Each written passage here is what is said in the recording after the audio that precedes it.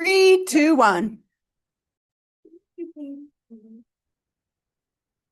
I will call our meeting to order. This is the February 4, 2026 meeting of the Glendale-River Hills School Board. Welcome, everyone. We'll start with a roll call. Chris Robinson. Here. Oh, look at our picture. Katie Avalos. Here. Karen Cronwell. Here. Ms. Danielle Bailey. Here. And Ms. Carla Pennington Cross is here. All are present and accounted for. And also at the table, Anna Young, our brilliant superintendent, and Michelle Brown, our brilliant business manager. At this time, if you wish, you may stand and join in reciting the Pledge of Allegiance. I pledge allegiance to the flag of the United States of America and to the republic for which it stands, one nation, under God, indivisible, with liberty and justice for all.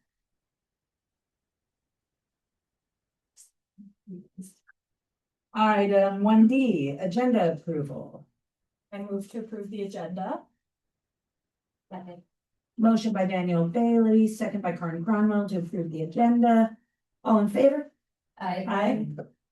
Agenda is approved. Moving on to item 1E on the agenda, approval of board meeting minutes for January 28. I move to approve the meeting minutes for January 28, 2026. Second. Any discussion or edits? All right, going once, going twice. Motion by Danielle Bailey, second by Chris Robinson to approve the board meeting minutes for January 28th, 2026. All in favor? Aye. Minutes are approved. Thank you. Moving on to the meeting grounding, which Danielle Bailey has agreed to lead. Yes, and not because I'm the only Black member of the school board during Black History Month. Or maybe because of that, that's fine. Okay, and it's very short, I promise, 2 minutes, so just stick with me. But I did just want to, honor Black History Month, not as a box we check, but in recognition of the board and our district's ongoing commitment to truth, equity, and justice in our schools and our community. Carla reminded me recently of a Malcolm X quote, and I want to reflect on the clarity that he had, a Black man who pushed this country to confront uncomfortable truths about power and protection. He named a longstanding double standard very plainly, right? He said white communities have historically been allowed to frame violence as protection or self-defense, while Black communities have been denied that same presumption. So this truth challenges us to look closely at whose voices are centered, whose experiences are validated, and who our systems are designed to serve. And I feel like we're living in a moment where the demand to be nonviolent in the face of violence is expanding, and it's being enforced unevenly. Black and brown communities, immigrants, disabled people, queer and trans people, those who stand in solidarity with them, we are expected to absorb harm quietly in the name of order.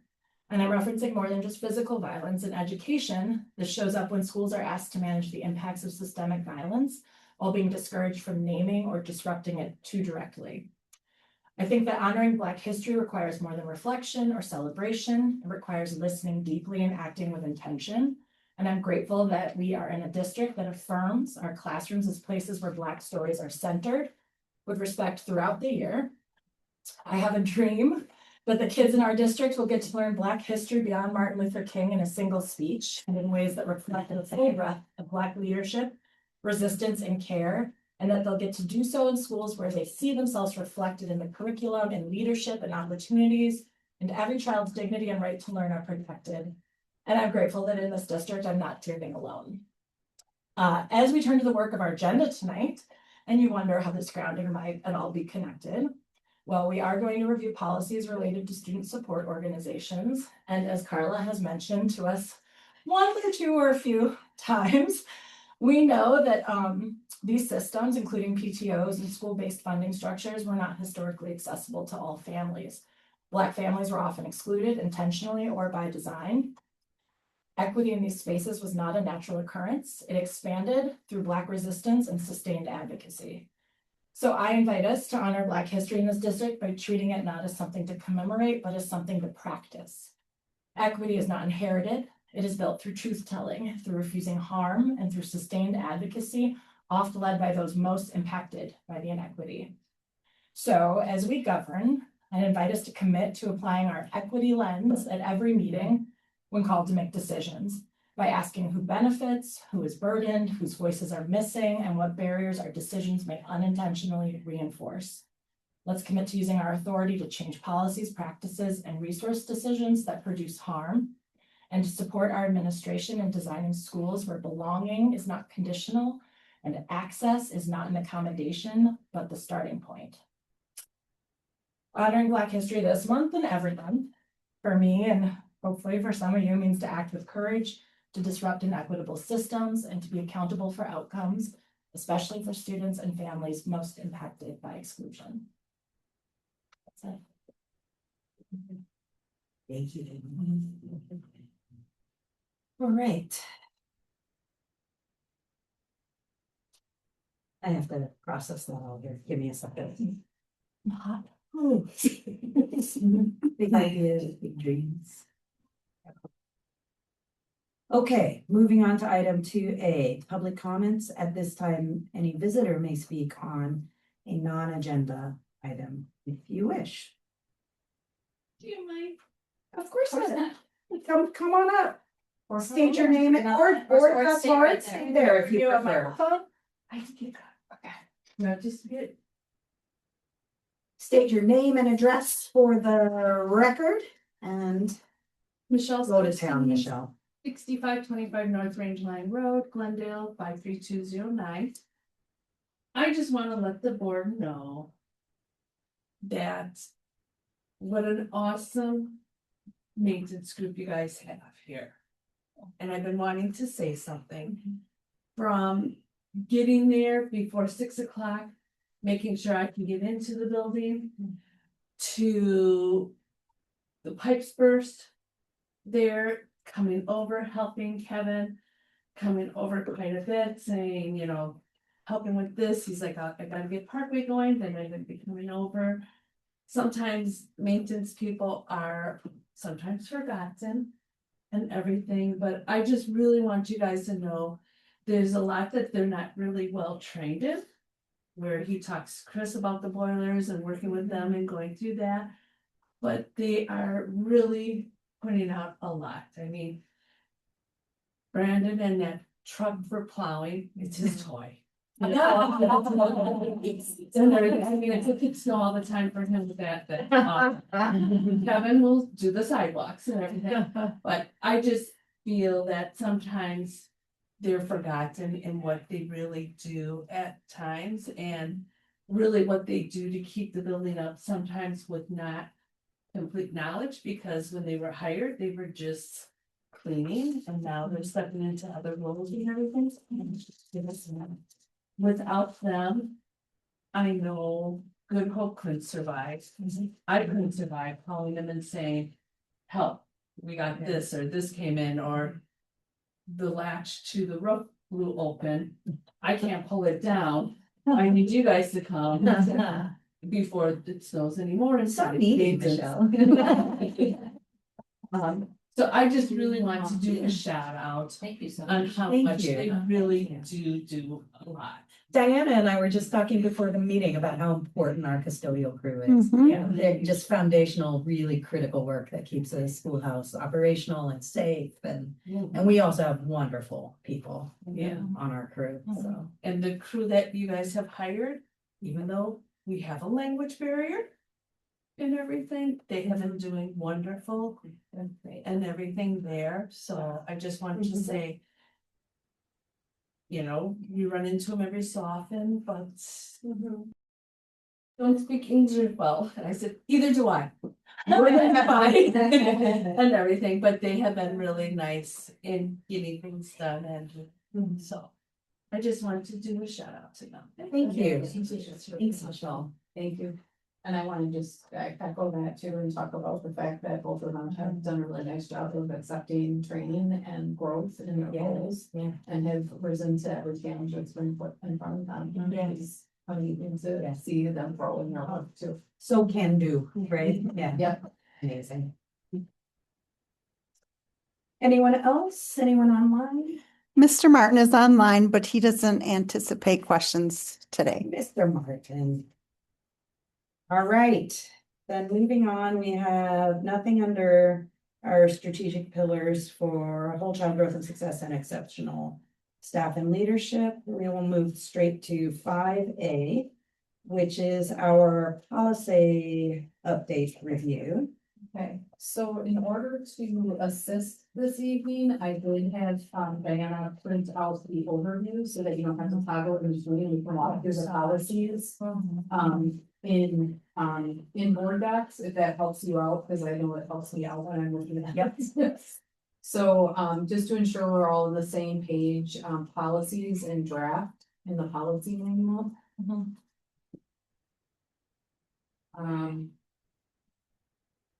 And then. Kids. It's very distracting. They're really excited about policy out there. Yeah. Digital policy updates. All right, so as long as everybody's orientated and in the spot they need to be in, if I. Good.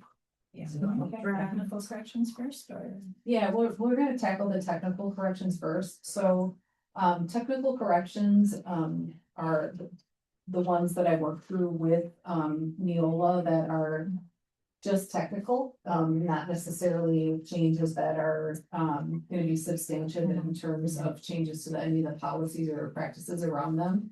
Every once in a while, I think in that last batch, we had some that was a little, there are a couple that we felt maybe hit on that. So I do just want an opportunity for the board to just review the policies that are listed here in terms of, you know, the changes. I know I shared that with you earlier too, in terms of a lot of it is just updating and cross-referencing the other policies. So, let's see. If anyone has questions or comments about any of the technical corrections, this would be the time to raise those. We'll start with. No, everything seemed pretty cool. Katie? Karen? Danielle? I think I had shared one question with you, Anna, on the suspension expulsion. Which is 5610. I don't have a problem with the revision, but the revision added the language that your decision is final. Yes. And I thought that was already the case. Is that new in that It's policy? new in that policy, it was not in there before. But that was always our practice, right? Okay. Yeah. And so then that, I was just curious how this interacts with other forms of potential complaint or grievance, like if a person alleges discrimination or an IP violation, it still stops with you, or do they have like a DPI process available?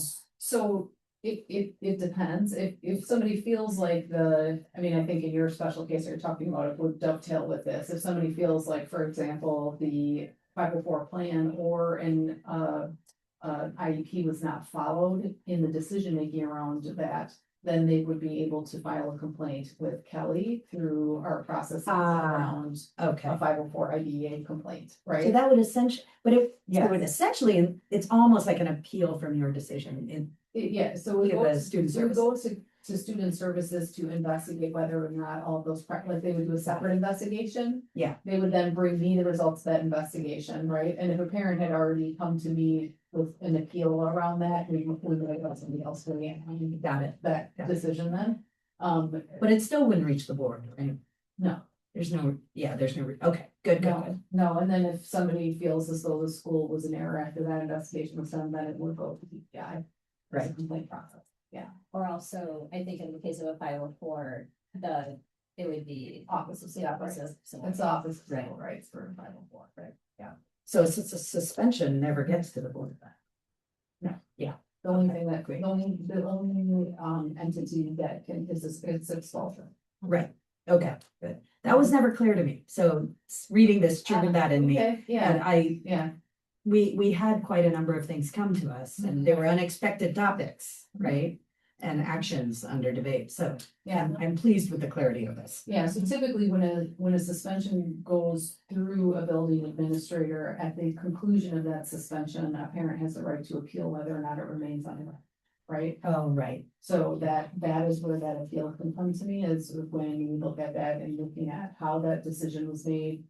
And it has to be somebody outside of the principal, it usually would sit with me, it would be a determination as to whether or not that would be removed from the record. Okay. Thank you, Anne. Yep. That's all I've got. Okay.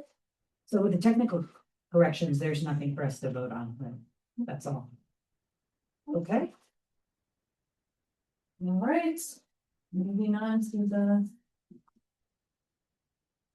next meet would be the special update. We're gonna jump into the special update because there's a lot of information that is going into that. I know there's I know that I saw some questions come through and just kind of want to just get through the overview and just really thinking why. So wanting to make sure that I think the best way to think about this is the terminology that they have, that is community involvement with boundaries, right? It is really thinking about our PTO and foundation are our two student services agents or organizations that we would operate with under this policy.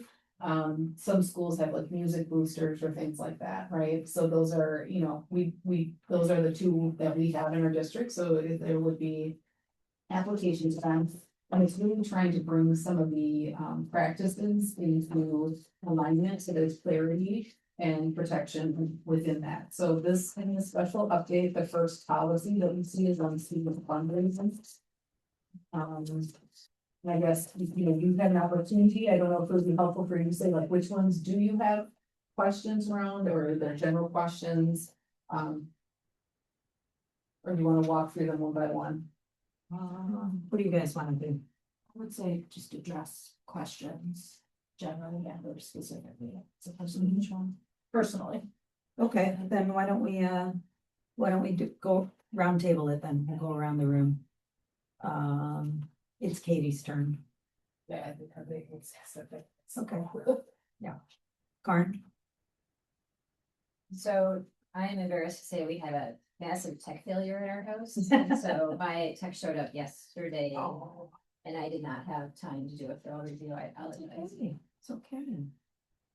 I'm sure Danielle and I will go to town here.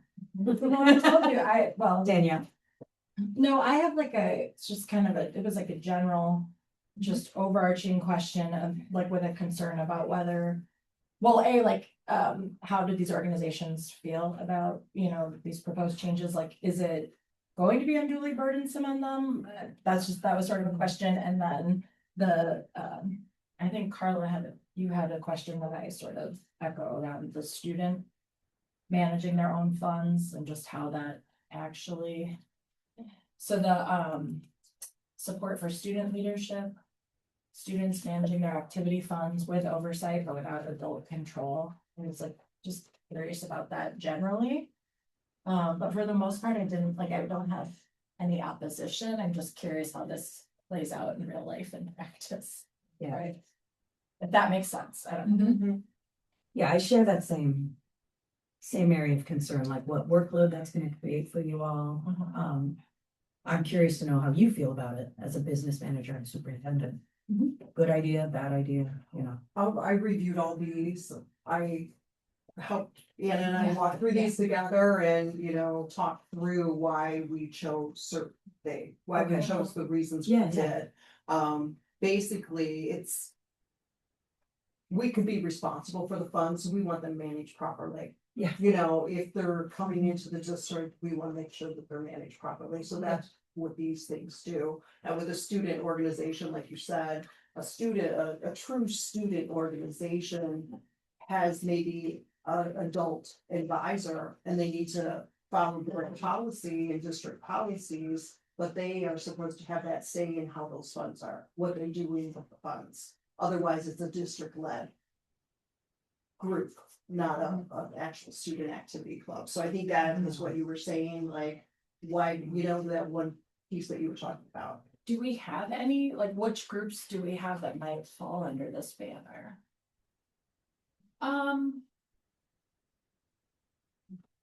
which groups would be doing a lot of fun. We don't have a lot. If you, no, it would be groups that would do some independent fundraising. So like, I think if you were having, like, for example, if you, like, an example of this that we don't have is if you would have like a student council that did particularly fundraising for student council, then you would want them to have a say in how that money is spent back onto students, right? As a part of that. And so I think the critical piece on that is they still have to follow board policy, which means approval of how those dollars are spent, right? But it would put the ownership on students to be able to do some of the decision making around that so that it's not being led by a district employee.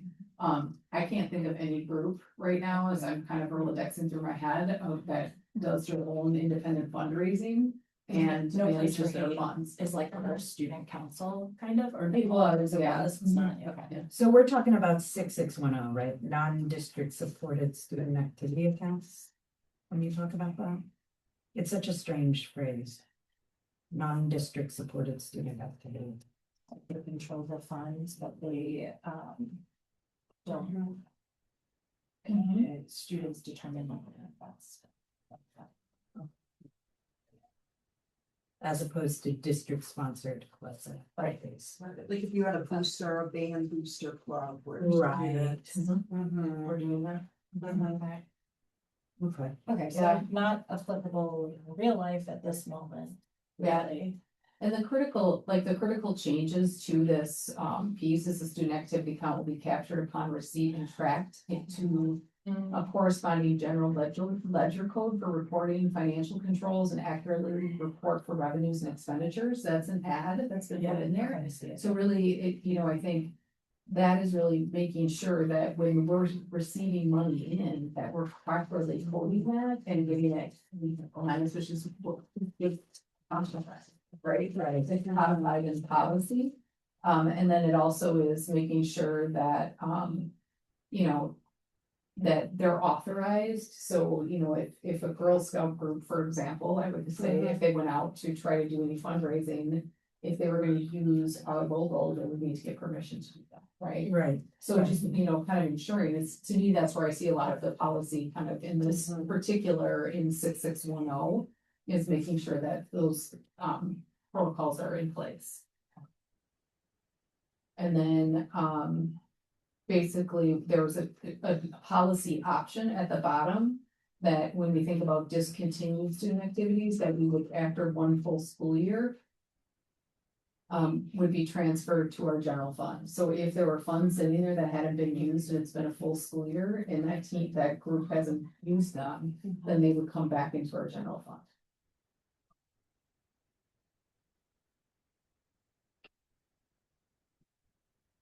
Can I ask a question? Yeah, no, please. So would that apply to the foundation, what do they call them? The tribute accounts then?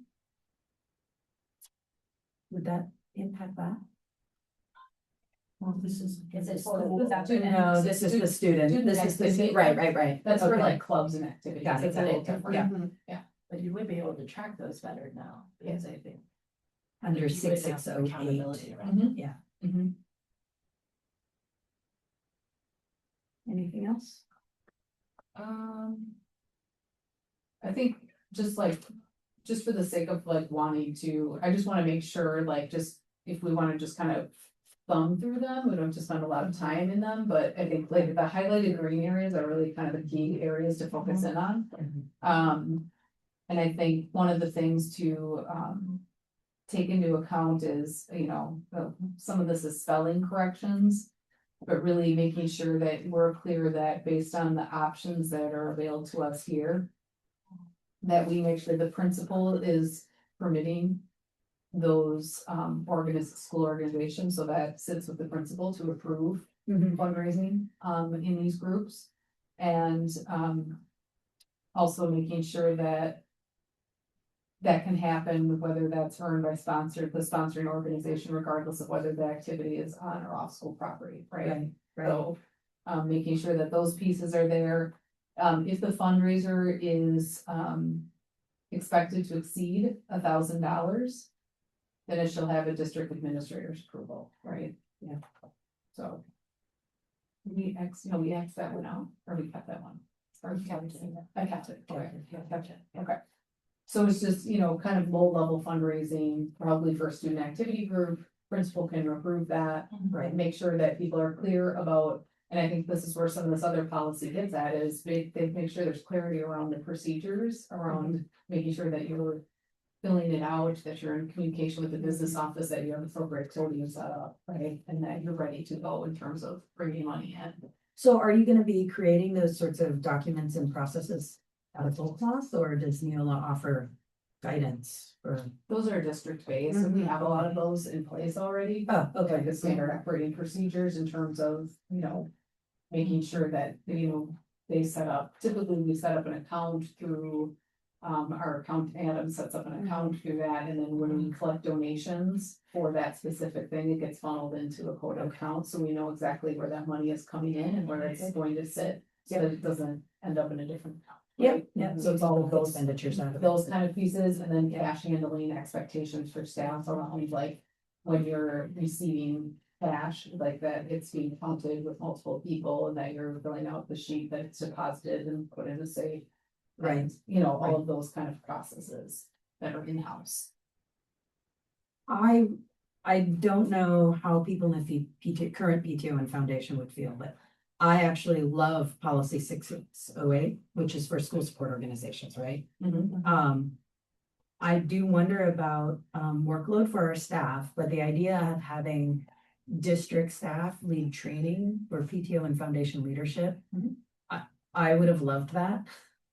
I would have loved, when I was the treasurer of the PTO, to have a clue.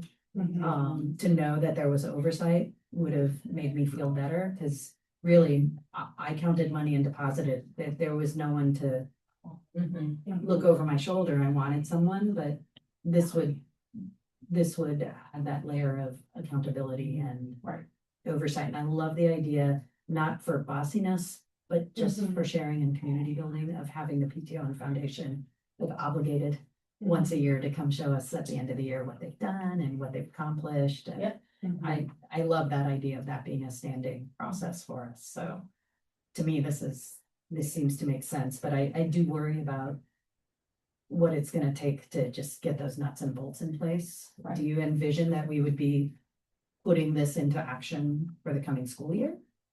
Yes, Right, yes, would and we- I think one of the critical components too is really creating those SOPs and then training the PTO and foundation on those. And so, like, the idea too, that like if you're doing a fundraiser, like it's stating in this policy, within 10 days, you're bringing back profits and loss, right? So And that hopefully there's- you're providing a form that they can use for that, right? Yeah, absolutely, so that there would be clarity around what needs to be done with that.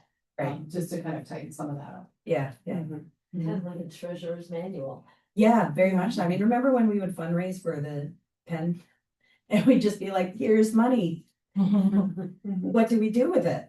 Like, where does it get deposited? How do we track it? Is someone gonna track it to our active, there was always very loose. It's always been loose with our organization, so love this. Right. And then it puts us in, at the bottom of it, it puts the district administrator or the, Michelle and I in combination of providing corrective actions if those things are not being met, so that we can get into better working order. And I don't see that as being like corrective actions. I see that as, I'm gonna help you with this so we can learn to do better together. Yeah.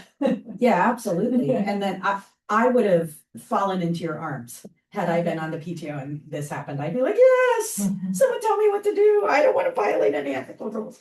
But the question in my mind then is, the scouts that are in our buildings are sponsored through, I think, the PTO, right? Or is it through? Through Boy Scouts. They're just separate PTO entities. parents, I think. who are- No, we used to, when I was on the PTO, our nonprofit, we had a relationship with the Boy Scouts. You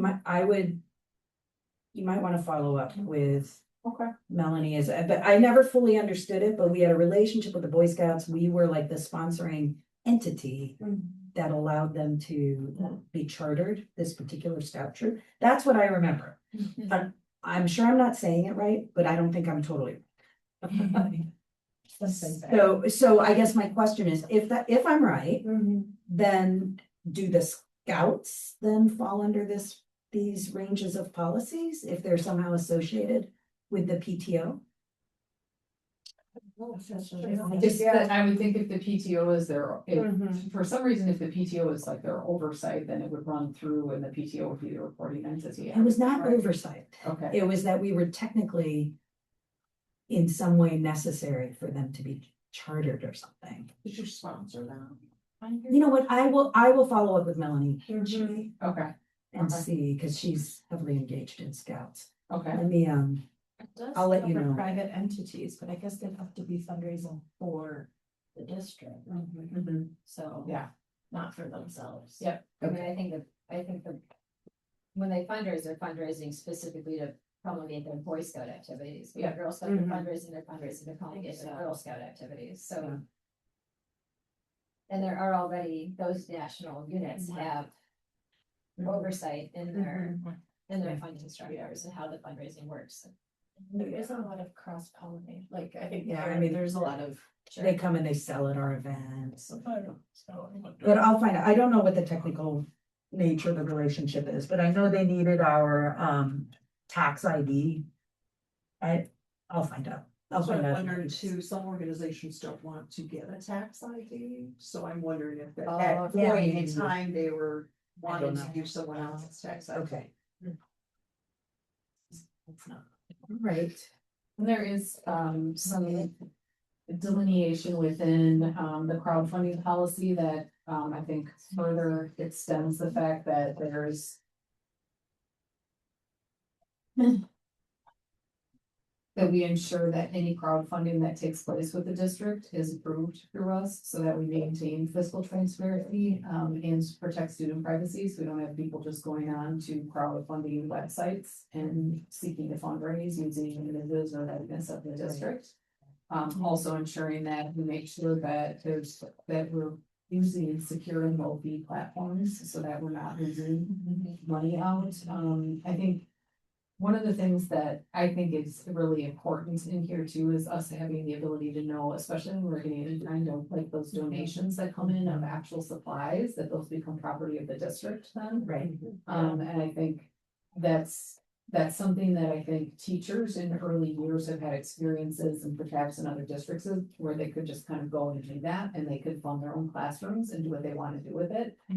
It's just, it is a very, I think it's helping our staff understand very clearly that when they're doing that, like Adam has worked really closely with some teachers who use that to make sure that all of those materials are coming through the district Right. and then being like Yeah, accounted for. that's actually a really good point, so Yeah. I would say that there would be a lot of people who have, when they create those funding Mhm. outreaches, they would say that the people donating were donating to them.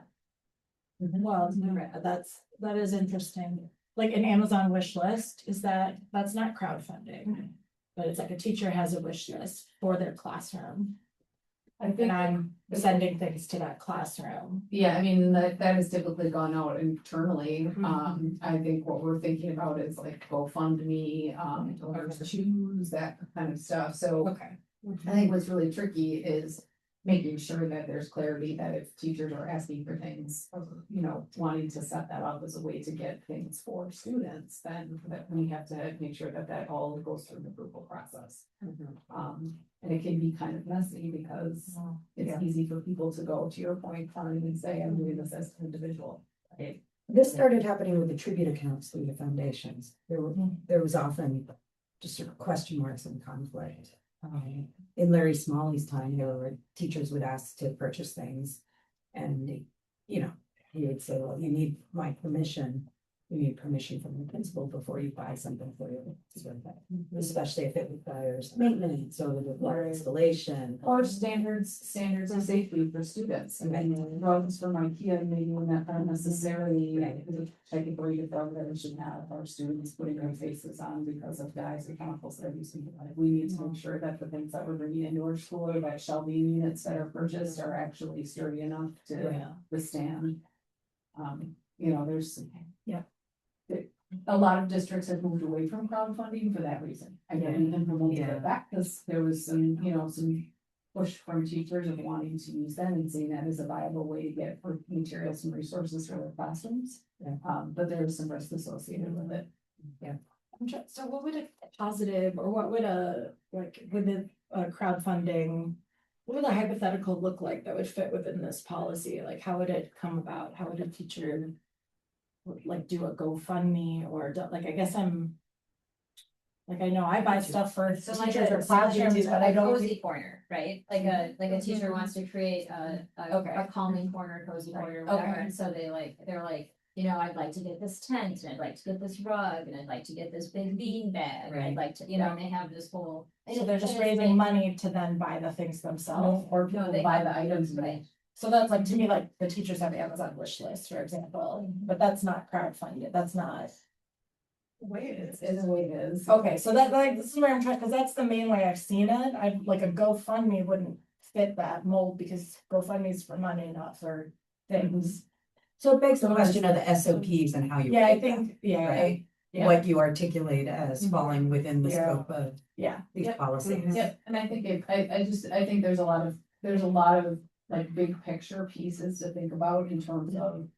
If we have, particular curriculum in place and we know that setting up classrooms in certain ways is conducive to the way that we want students to learn. If teachers are having a wish list or different things, like it starts to impede on some of the, I don't wanna call it like standardization, but the expectation that. we're Building expectations, yeah, Yeah. yeah. Of what exists there. I mean, like, what if a teacher wanted a bunch of, black curtains for their windows, right? Because they don't want sunlight, you know what I mean? You could picture how it could get quirky, and then there would have to be an administrator level decision, right? On whether you're gonna allow the sunlight to be blocked. I remember requests for like air purifiers during Yeah, COVID and things like yeah. that, or.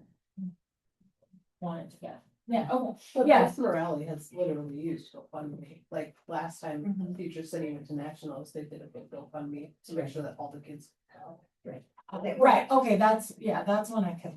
Right, and I think in the past where it has ended up happening is people have not known where to channel that money through, so they've let it sit with the foundation, which is also not Right. appropriate. It should be coming into a fund, so that the Mhm. district is tracking where that money is coming from. Right. Yeah, And where it sits, right, so, there's clear accounting on that right now, so we can see that, but we wanna have policies in place that direct that and make sure Right. that that Yeah, doesn't happen in the future. yeah, that's lived experience right here, right? When I was on the foundation and PTO, people would come and say like, we want to give money to this. The school says it won't take it. How do we give money to it, to the playground effort? And someone on one of the two volunteer organizations would say, you can give it to us and we will earmark it for that. But it was not, well, now. what's the word? There was no rigorous like accounting standard that we applied. Very loosey-goosey, that's it. We had the loosey-goosies. I mean, we all had goodwill, we all. In my time, nobody ever, the money went where it was supposed to go, but it was always anxious, right? Yeah, or if new people come through 5 years later, you're like, Right. what's this 5K Yeah. for? Right, right. Yeah, makes sense. Chris, we never got to you on any of this. I'm so sorry. It stopped here.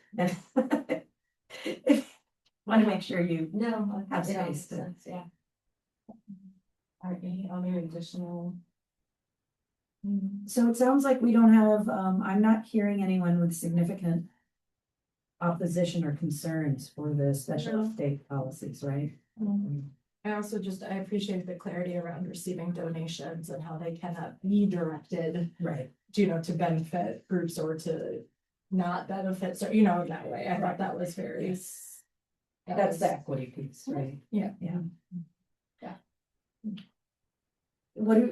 Are you hoping we would vote on this today? What do you guys think? Should we sit on it and wait until the next meeting for a final vote? Or are we prepared to vote on the special uptake policies? Well, if Karen wants like a chance to, review, yeah. or I mean, then that's one. I'm just gonna point out I'm one vote, so. if- No, I know. I mean, I appreciate it. Unless there's urgency. Yeah. I don't think there is. What, are you comfortable with it? Treasurer still. Are you comfortable with us waiting until the next meeting for a final vote, Anna, or is there urgency for us to? I want you to be comfortable with what you're voting for, so I really, we can wait until the next meeting and I can put it in as an item for, just for consent. Basically a consent item. Yeah. Okay. Would that be good for you? Will 2 weeks give you time to? That would be great. I will say I wouldn't have asked for it. I know, but we want to make sure everyone has a chance. Yeah, it doesn't impact them. No. I was And everyone can sit with what I've learned Yeah, today. and that will actually give us time to, if you want, Anna, to get feedback from Foundation and PTO as well. And I'll reach out to Melanie and I'll bring back to you whatever information we have, see if it informs anybody.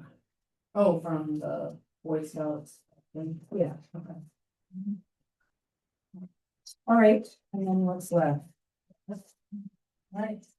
So then from there, we're going to get into, the, policy update for 35 to number 1. Yeah.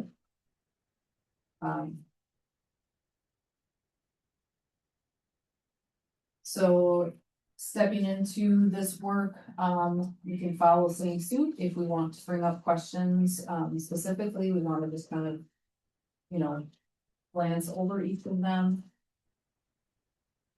Let me see. So this is the ready for review and there are. So the first part of this, I feel the first portion of revision is really, around definitions, and the only thing that's really changed is the definition of personal communication devices. To expand it, because there's different devices that, people use to talk back and forth. And then in addition to that, the definition of a school support organization is clearly outlined here, which is also helpful to those policies, right? So that kind of lays that out for there as really it's PTO, PTA, and then parent teacher support organizations, and that's where this is sitting there. So those are the only definition changes that were happening there. So unless there's questions about those, we can move into orientation. Yeah, let's just go through each one and see. Okay. I think if you have this next to you and you can click, it goes a little bit faster. The second one is on, board orientation. So making sure that, adding components in there that were not in there before. I like it. Review of pending district litigation to anybody new who's coming onto the board so that they have that information. Any review of student achievement data and trends, and then review of board responsibilities and committees, so just adding some of those components. And that they would meet with all of the members of the district administrative team as part of their onboarding. Love it. I would think of, just in addition, not to go in here, but in terms of pending district litigation, I might include as a best practice, like relevant, very recent, Yeah. litigation or complaints board was involved in that Could resurface, yeah. And then the next one up is board member behavior, communications, and code of conduct. There's not a ton of changes in here. I think some of the critical pieces are around enforcement is where you see a lot of changes. The other ones are just more, some subject pieces of making sure we're holding to open meeting law up above. Some kind of more technical corrections. But the enforcement piece is there. Just any questions that might reside there?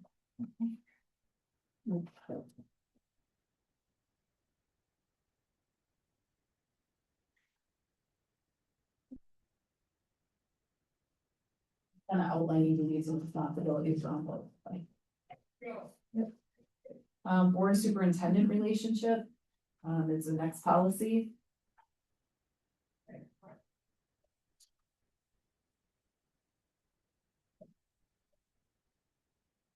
And this is more clarifying your power of delegation, right? It's really kind of the critical components that are in there. I approve of that change. Or addition. Again, it was one of those things, you've always had that power of delegation at some level, but it's nice to have it clear. Yeah, I think it just spells it out in the policy that like, I delegate that, I still remain responsible for it. Which is what I already knew to be true, so. Yeah, and then the last line just basically codifies what we all already do as a matter of practice anyway. Right,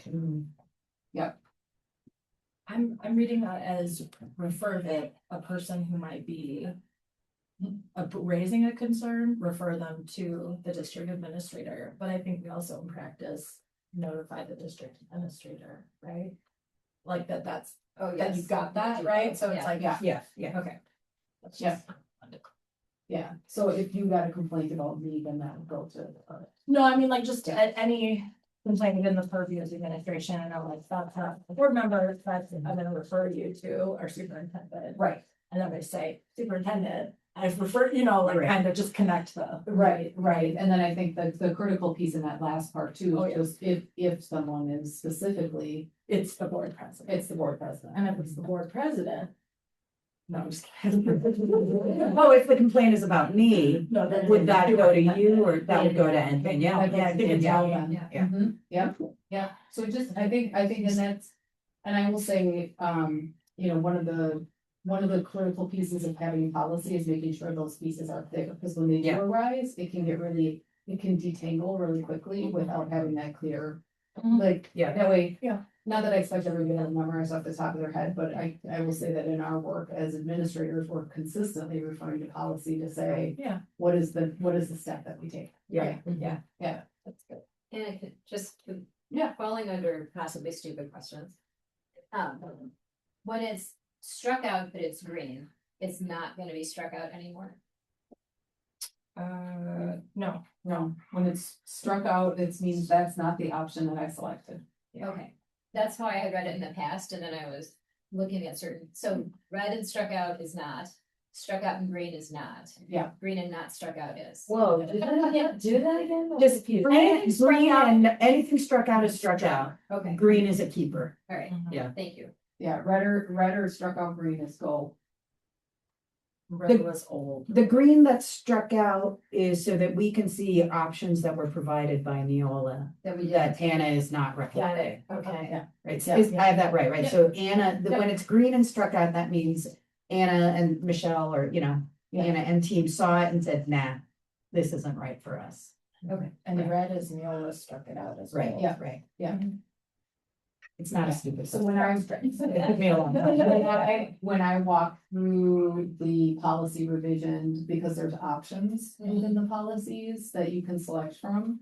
Like, part of my work is review, I go through all of these, review them and do option selecting. I understand, I just okay. was confused, like, Yeah.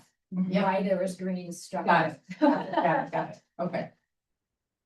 All right, development of administrative guidelines, currently at this point in time, we do not have administrative guidelines. Just some things to think about with administrative guidelines is they would also be developed by Neola and they would also continue to be reviewed, and they would be another piece of the policy work that we do to review. So Yeah. I think really thinking about whether or not those are necessary to guide us, but really what this policy is getting at is that the superintendent may consult with appropriate district leadership and stakeholders when appropriate during the development of the guidelines, which I would think we would want me to do if Yes. we were to develop them. As opposed to just empower you to do it. Yes. And require you to do it totally on your own in a Right. void, yeah. Right. What kind of areas do you think administrative guidelines would be useful? Neola provides administrative guidelines in connection with all of their policies. So it's the next level. It's the like a SOP next, level. yeah, it's like a next level of like the SOP level, and then there would be sort of the way that we would customize some of those things, right? It's not necessarily SOP, it would be like kind of a layout procedure. Yeah. Would Would we it's be involved in intermediary approving steps. those? Yes, you The would, way- the same way that you're doing this, you would go through and we would have to revise and So then we would have policy, administrative procedures, and then SOPs would Yep. be where you Yep. guys would operate.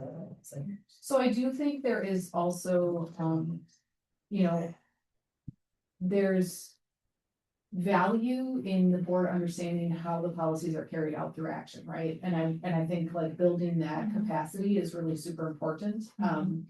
Do I think that developing administrative guidelines while we're still wrapping our head around our policies might be the best next step? I think providing clarity around our processes and procedures through the reports, I think that you're getting from the different departments would actually help support your institutional knowledge. Yeah. Right, than Yeah. administrative guidelines. That's the concern I have, but it's certainly something I'm open to consider and. it just, to me, it automatically feels like just another layer of paper. I would have to see it to Yeah. see what value it adds. Yeah. And I think Yeah. we could take a look at other districts' administrative guidelines as a sample at some point in time and decide whether or not we feel like that's a valuable tool. Yeah. For us as a board. But if we do that, we're gonna do that together. Okay. We go, Josh. All right, evaluation of the superintendent, not a whole lot here, that's changed. Making decisions to the district as an outcome, that you can make decisions about my contract renewal based on performance. And that you can, should be considering determining progress towards the district's strategic goals as well, as part of my evaluation. Sensible. Okay. Reading instruction goals in kindergarten. Jenica stepped in and helped me review some of the options in this policy. So I appreciate her support and guidance on this. I think looking at some of the options that are there would be, we're looking at 5-year-old kindergarten through third, and some of this is based on the statute as well. The Zach 10 stuff. 20, yeah. 20, sorry. Yeah. And then the interventions basically are more clearly laid out in this policy in terms of the steps that the district needs to take. Purely procedural, is the kindergarten to 12 necessary, superfluous, would it make more sense to tailor it to 8? Like the first line, sorry. Yeah. Reading goals for grades 5-year-old kindergarten to 12. Ah, good catch. That's Unless we become, Yeah. just. Yeah, that should stop at 8. Well, and it's repeated at least 3 times in the policy, because it would, right? Like most districts are K-12, Yeah, so anywhere that is. Yeah, I will say it exists in a lot of our policies. My Yeah. question becomes around that, and I feel like I had a conversation as it might be the statutory language. Okay. Oh, I feel like we've changed it in the past on some things. I Yeah. don't, it's not a. I can ask It's that just- question. Yeah. Shall is a mandate. Yes. So. If we want to. Do a program for hypothetical grades. Right. good. Although the other thing is too, we can't serve beyond the grade that we're there, so it's. Right. Yeah. well, it raises an interesting question. If you have a kid who's seeking acceleration, would they be able to look at this and say you have a policy that requires you to develop a curriculum for me? Need to learn at the 10th grade level, so you're required to do it in-house. Yeah, I mean. I don't know. And legal conundrum, hypothetical proportions, like, yes, maybe. A hypothetical conundrum of legal proportion. Yeah, that's, you knew it. All right, parent and family engagement and Title I.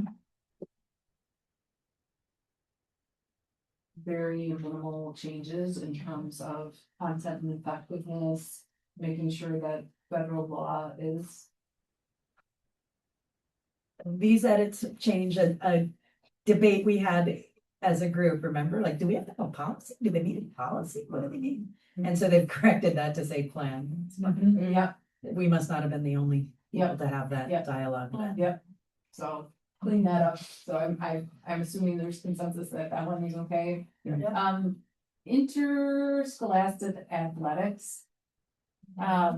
This one is not super duper applicable, other than the fact that if for some reason, like to your point around acceleration, if there was any kind of acceleration of any of our students to somehow play up because of age or something like that, Yeah. that was like the recommendation of the WIAA is kind of the piece there. I don't know that we're gonna have a lot of students who are gonna be in, looking at getting endorsements and things like that, but I think, hurdlers. it could be possible, and following WIAA would probably be in our best interest, so I don't think it hurts to have the policy, I just don't know how often it would be applied towards it. So then do we have to adopt eligibility criteria? If we adopt this policy? We would, if we were going to do this, we would, need to have eligibility criteria that meets or exceeds the Wisconsin athletic, so they already have eligibility criteria. And that really has to do with like grades, making sure, like, those are compliance. So if we bring this into place, we would have to ensure that we are following at least the WIA standard Right, of that. right, because if we adopt this policy, then we're saying that we're adopting specific eligibility criteria. So. Yeah. Cause I guess what I'm saying is we could simply say that we adopt the WIA eligibility criteria. We could just say it directly, right, if that's all we're gonna do. Because this But- is, If those change, then we've adopted them however they change. However they Like, change, yeah, if you right. see things coming down, I find that don't align with their values or something, you'd want to be able to, I guess, see, or, I mean, I'm being persnickety here, but Yeah. you know what I'm saying, Yeah. right? I read this policy, I'm like, oh, I'm interested in interscholastic athletics. Oh, it says the board has adopted eligibility criteria. Can I see those criteria? And they come to a board member and they're like, where are those criteria that you adopted? Yeah, and I think the critical piece that I see is that if they're going to use name, image, and likeness, with compensation, those standards need to be set Okay, by the WIAA. I mean, it's really about like an endorsement piece. And That's really what this is about. Yeah, yeah, okay, yeah. okay.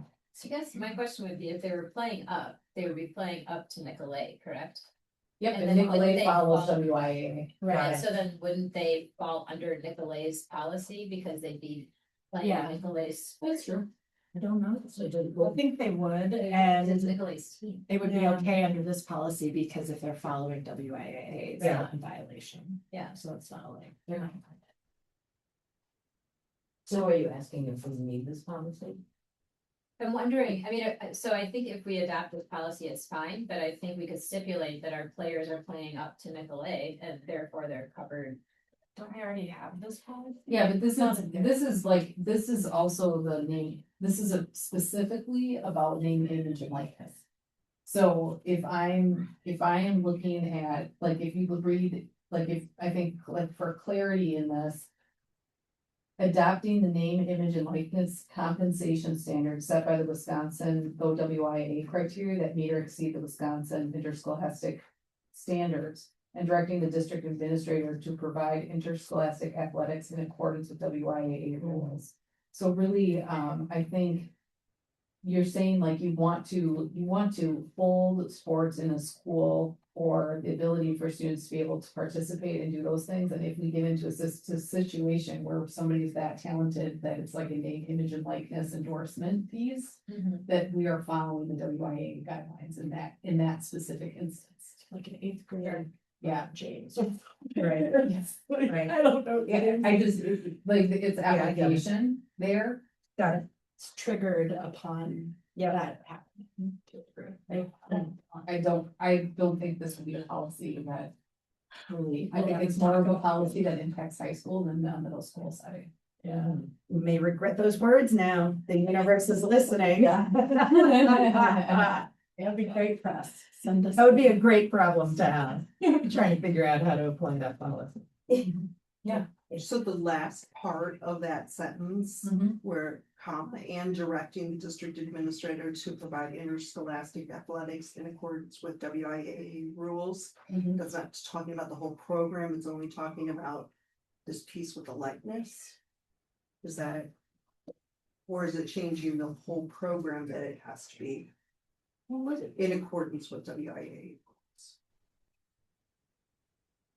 Are interscholastic athletics something different than like our seventh grade basketball team?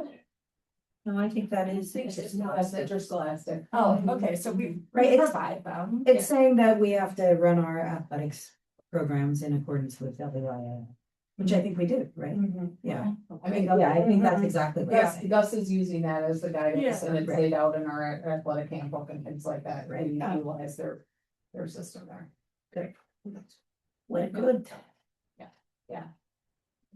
All right, the next one is entrance age.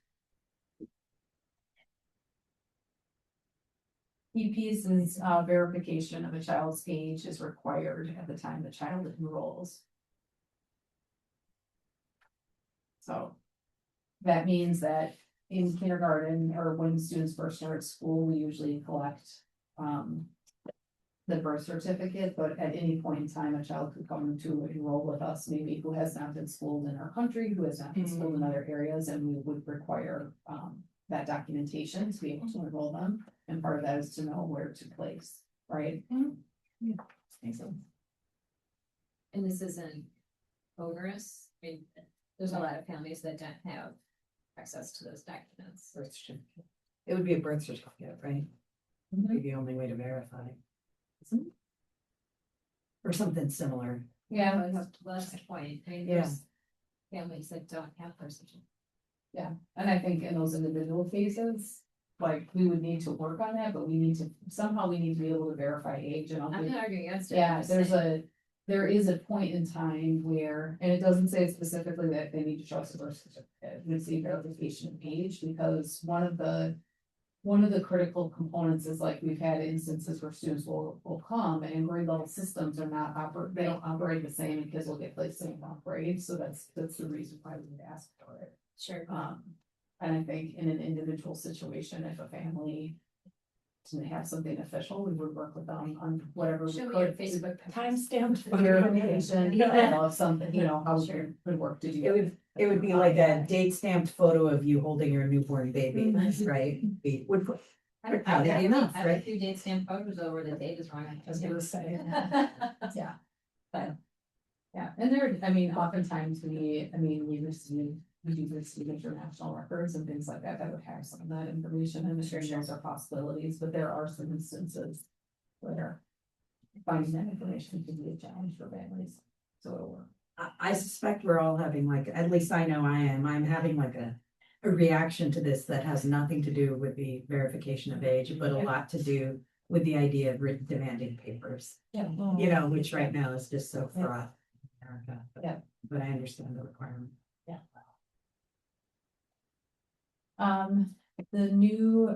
This is a new policy that Neola has introduced for, student ID cards and making sure that they contain the, suicide hotline number on them.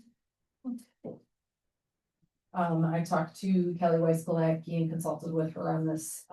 Our students at the middle school get, ID cards, but not at the elementary school. Yes, they do. They do. I get ID cards for all of my kids. Really? They're very cute. I didn't know that you did that. Yeah, they send them to me. I don't know what it's supposed to do with them, but. I guess they use them here to come to YAC, that's why I Yeah. think that I've never known We that just to use see them or them. anything else there. They So, do. but have- everyone gets an ID Yeah. card? Yeah. Okay, my kids must have simply never kept theirs or showed them to me. Yeah, I never, I It might be never. newer than that. I don't remember necessarily. Well, Nick just got like Yeah. 2 years. ago. Murray didn't get them at Parkway, I don't think, but. We've So- switched photography. Yeah, I think it's tied So to that the- full picture, so if Yeah. your kids do school pictures necessarily, then. Is it, Huh, so the ID cards are made for everyone in the school, because we take a picture of every student in school, so those ID cards are made up, staff has ID cards as well.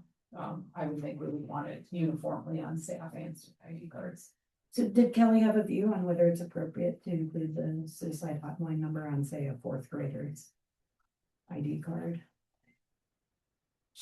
She did not have a negative or adverse, and she felt like it was important information to be able to provide. And also, we talked about the fact that we don't utilize them that much. I think the really defining piece of this is if it's something we're not comfortable in doing, then the workaround to that is to not issue ID cards, right? Yeah, Well, because Yeah. oh, go ahead. Well, this says may, so it's not a mandate. But Children's Hospital has started doing like mental health suicide questionnaires for 10 years old and up at almost every appointment you go to. Yeah. So it's becoming like more ubiquitous, or it's becoming more of like a regular thing. And I'll admit, it was awkward to be like, I watch Hari fill out this like Yeah. suicide, like thing, and I'm like, but it also takes some stigma out of it, right? Yeah. Opens Yeah. conversation, so. I think Kelly's only commentary is like they're gonna receive some more calls initially, right? Yeah. Because kids will try that, right? They're gonna No. check it out, but. I think I shared with you in my, I don't know if you had a chance to look through my notes, I questioned the wisdom of it for littles. Like if you're giving a kindergarten student an ID card and they see a number for the suicide hotline. We just see a number, period. Honestly. Oh, I know, no, I'm not even thinking about abuse of it, I'm thinking about imagining. I mean, it's a very inchoate, it just startled me up. I was thinking to myself a lot of random thoughts, but I was thinking of a kindergartner or a first grader is looking at a suicide hotline and asking, what is suicide?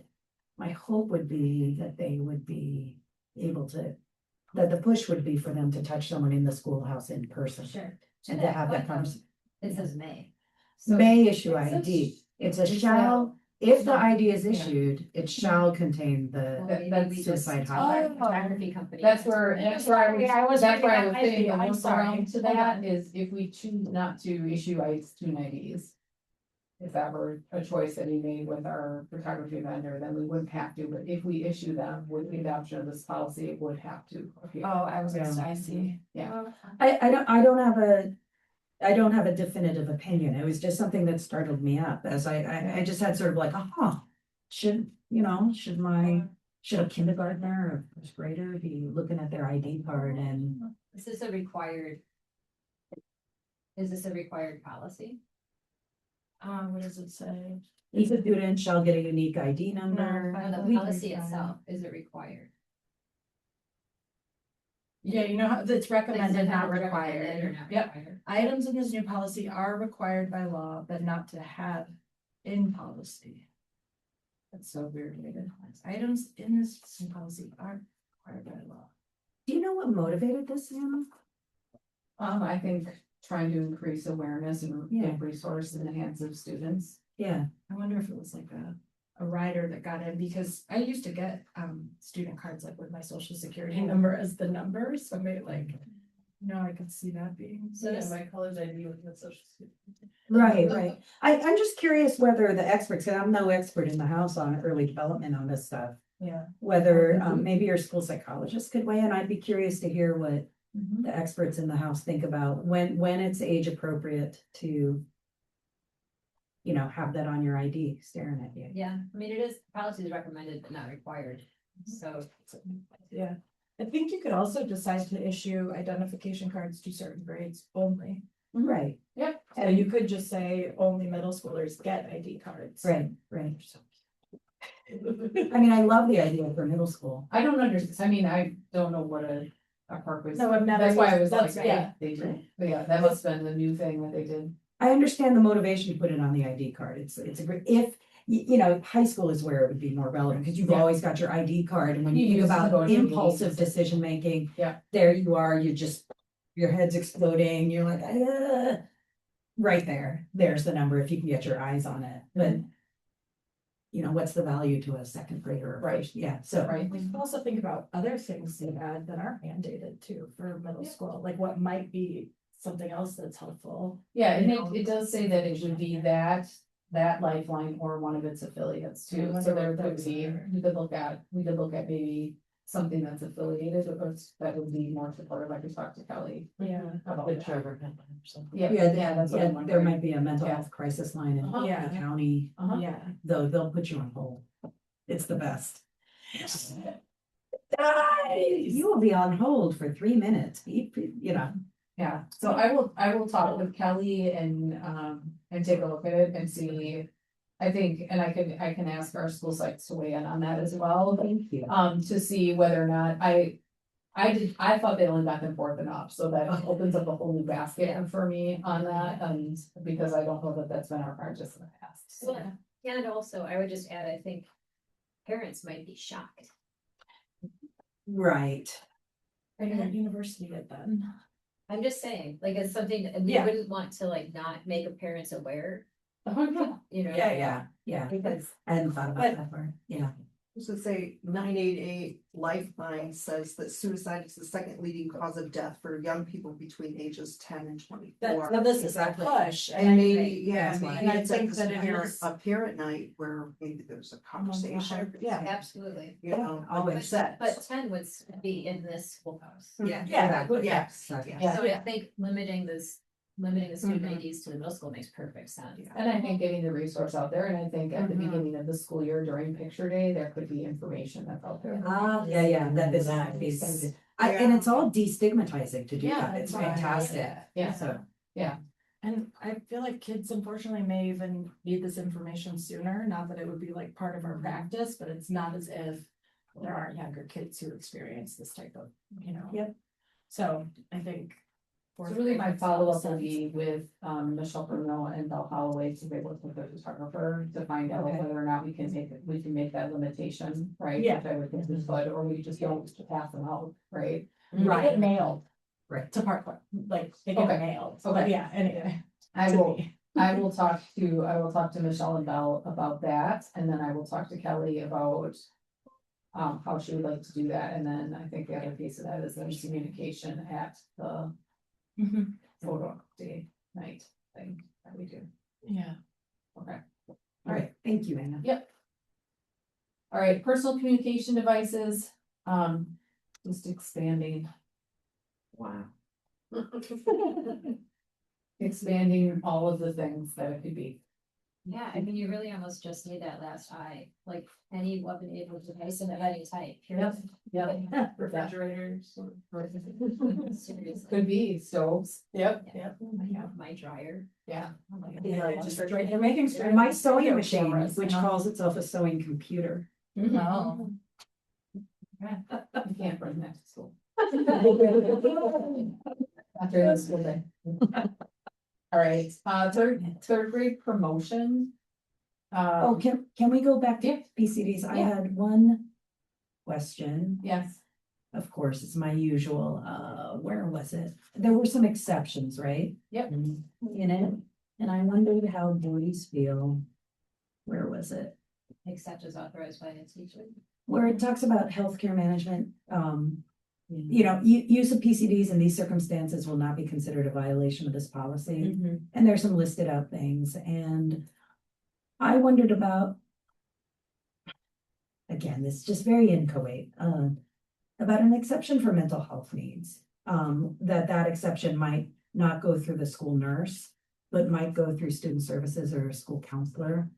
And I wondered if there's value in having an exception that refers to other people other than school nurse to enable use of PCDs, because I know a number of students just anecdotally who, with the support of their counselor or whatever, would use their phones, for anxiety management, right? To be able to contact their parent or their coach or their counselor when needed. So I continue to feel like when we talk about healthcare, most people still don't think of mental health. And I don't know if the student nurse is typically directly involved in that as much as the social worker or the school counselor. Healthcare needs. So just posting that out there as an idea. Or other healthcare or like or other. Including mental health. But it requires approval by the district nurse. Right, and so adding additional. Oh, so I'm wondering about the value or the not value of adding social, student services team or something like that. I haven't thought it out carefully. I'm just posting it up as an idea. I see Yeah, Anna thinking hard. Well, I do see value in that because Yeah, Ethan did that. Oh, It was at the yeah. high school, but, we got in touch with the school psychologist and Right. and they're like, well, we can do a 504, or we can just ask as teachers to do that. And the way this policy is written, they would have to do the 504. or they would have had to go to the school nurse for approval. Right. Right. I'm wondering if board exceptions of this policy, I guess one of the things that I would look at this would be. Is thinking about, would be. For use with approval of student services team member for documented mental health. Concern. Yeah, Mhm. something like that. Yeah, that might fall outside of a 504 or IEP. That might, yeah. that might Right, fall- right. fall- Yeah, So think about it. that's where my head was kind of thinking, I think Yeah. if it, for me, it's like clear. Like I would want documentation and Right. what I mean by documentation is not like formal documentation, because it's not an IEP or 504, but Right. like we're working in partnership with a family and we have a plan in place. Right, right. Versus like Yeah. a one-off, right? Right. I'm thinking more along the line of what Yes. Katie just described, like a parent has reached out, my child is experiencing anxiety, it's not 504, it's not. But, they're gonna need some support, or, there, you can spin out all, grandma died, or, something has happened and. Mhm. Yeah. Yeah, so I'm thinking about that. Mhm. So I'll defer to your judgment on what you think works operationally, Anna, but if we were to add something like that, I would.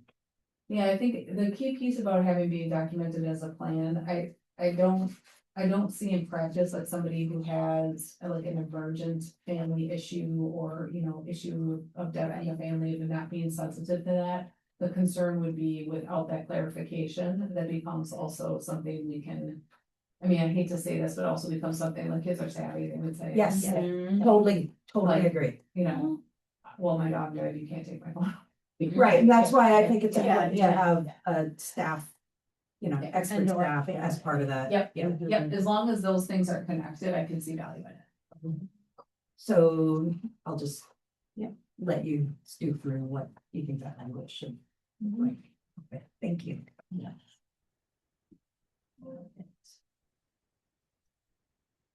I'm sorry, I'm making it go long.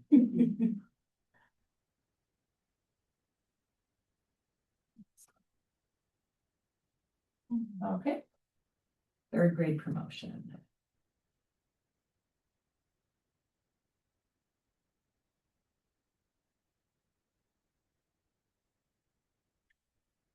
This just delineates the appeal process. And retention is in practice a very. Why should I ask? I mean, how often is that in practice that's put into place?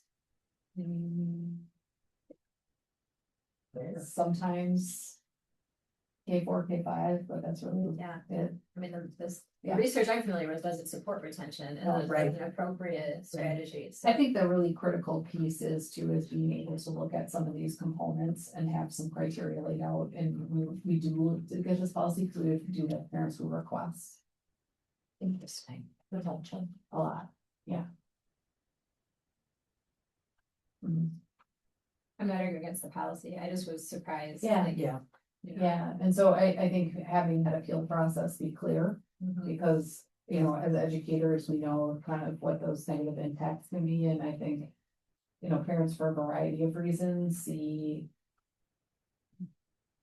Maybe within, especially like, maybe not always the long view. Right. Of what we know in education, because they're in that moment in time and loving their child in that moment in time, and so it's made out of good intentions, but I think that's why we look at multiple pieces of criteria, to make those decisions. And then if somebody is dissatisfied with it, that we have the opportunity to then to appeal. Sure. After they've worked with the team. But this appeal is only related to a retention or promotion on the basis of reading, personal reading, right? Well, I would imagine they're gonna be up to that, given. yeah. Right, I just wondered if there is like a broader, balloon of, yeah. right, broader spectrum of requests for retention. Yeah, so they wouldn't be able to bring that under this. Yeah, it's very narrowly defined. Waiver of school fees. This is, so what's tricky is we have a policy and based on guidelines, we don't necessarily have to make the decision to waive fees for our students who are bringing redundant lunch. That is an optional component. I have not needed selection in here that would indicate that we would make that optional, would cover that. Unless the board feels differently. Charlie, you want me to- I didn't follow what you just said. I didn't do. I'm so sorry. I don't have So- that, it's. Well, everything.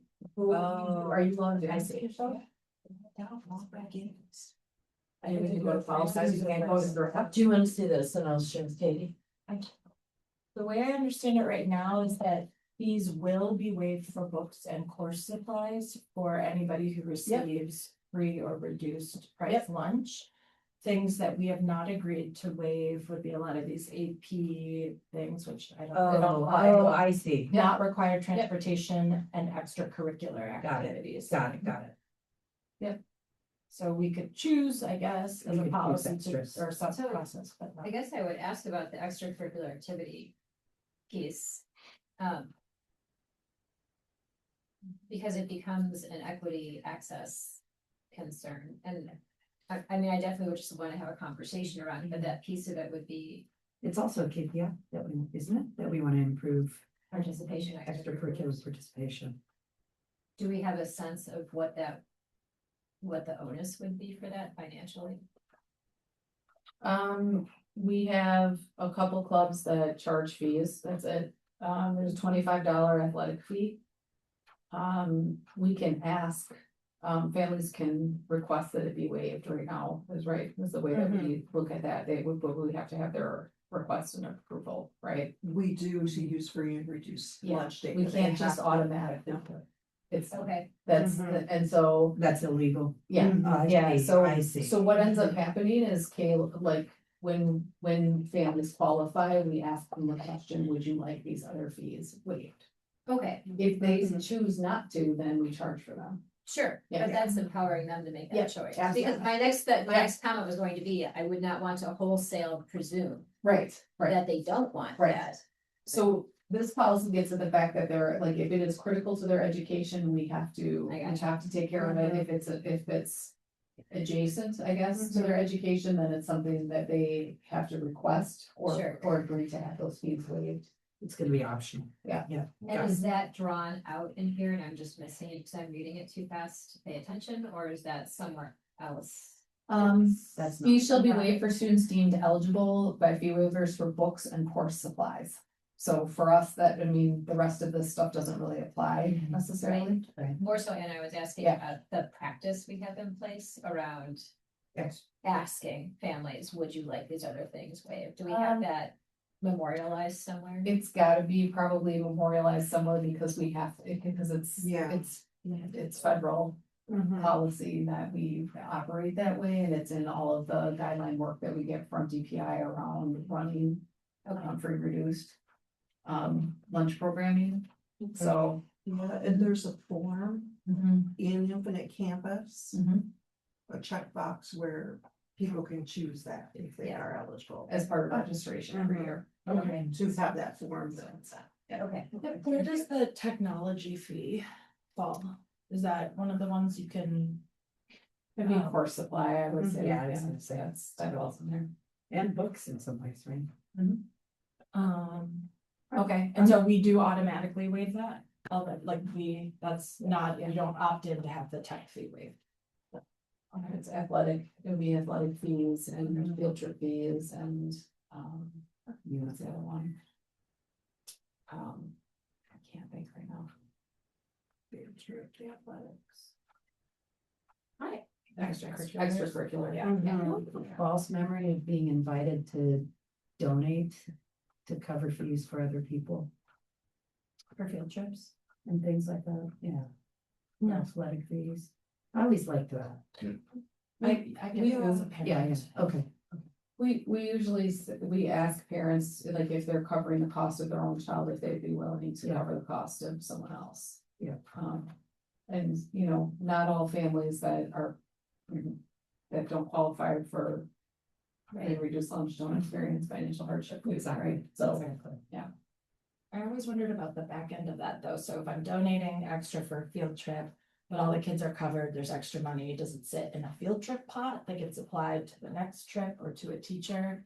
Kind of in line with some of what we were talking about under those earlier policies, like if that money doesn't get used, is it gonna fall under that and belong to the district, like that kind of stuff? Most of the donations for field trips paying for someone are used. There's very few For that, class field yeah. trips that everyone is paying Right, due to the waivers. right. Mhm. Makes sense, but yeah. Okay. if there were to do the surplus, It would be in the field trip. It would just stay in the field trip. not go there. Yeah. Okay, Yeah. yeah, For you. Yeah. okay, Got it. that's good. okay, purchasing.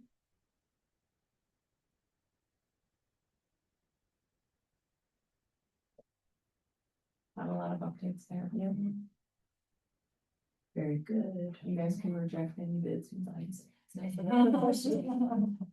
Rejected.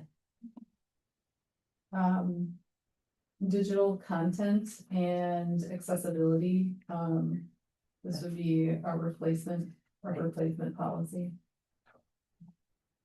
And then it would we would rescind web content apps and services.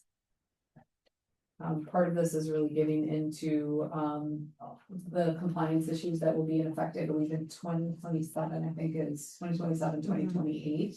Is where we'll have full compliance, so like some of our new technology work on the website, if things are not able to be accessed. We get like a red exclamation point on that page on our editing end, so that we have to fix it before it can be published. Wow. And so, James is also gonna be working with us on some tools on Friday that he's getting to help support teachers to make sure that everything that they're putting through is also accessible. And like, it's almost like a filtering tool that it runs through and lets you know where it is or where it isn't. That's nice. So that will be something we have to get into alignment with, so this new policy will be good for us. Artificial intelligence, James spent a lot of time taking a look at this. I know he was concerned about some of the opportunities for there to be some like deep fake kind of identity stuff that could go on. And this policy really gets into that, so he was incredibly pleased to see this policy come in because it accounts for some of those concerns that he was having around our previous policy. So this policy is much better written and with more clarity than our previous policy. And I think as we continue to use AI, we're gonna see revisions to this. Right. Yeah, rapidly. I noticed there are places where choices have to be made Yeah, that haven't been made. okay. Um, that in? for instance. On my page, all the choices that you make, have you read this out? Oh, Joy, do you have access? This almost shut out. I don't have any strikeouts in there. Hmm. Welcome to the funkiness of. Why the replacement policy has no. Oh, where's that? Oh, that's the drafts.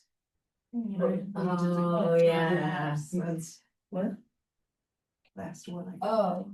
I'm not looking at the rescind, I'm looking at the replacement. Replacement. Oh, look. Oh, wait, no, I don't. You have to go all the way down, all the way down, all the way down, and that's when it starts, under evaluation and approval, that's when the bulk of the. Edits are for the choices, but you have nothing. No, you're looking at 7540.02 replacement. It's a rescind, no, we're looking at replacement 75440.08. Yeah, that's where you're on artificial. Oh, That's why I was- sorry. Yeah.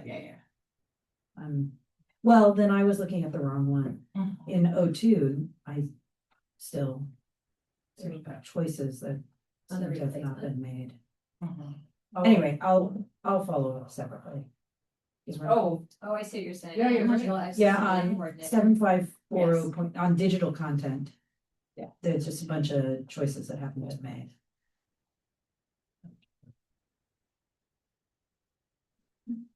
I can make some choices. Well, you've got 2 weeks. I would say we want the board authorizes staff members and students. I don't see any reason why students couldn't help develop things that are on our website. Yeah.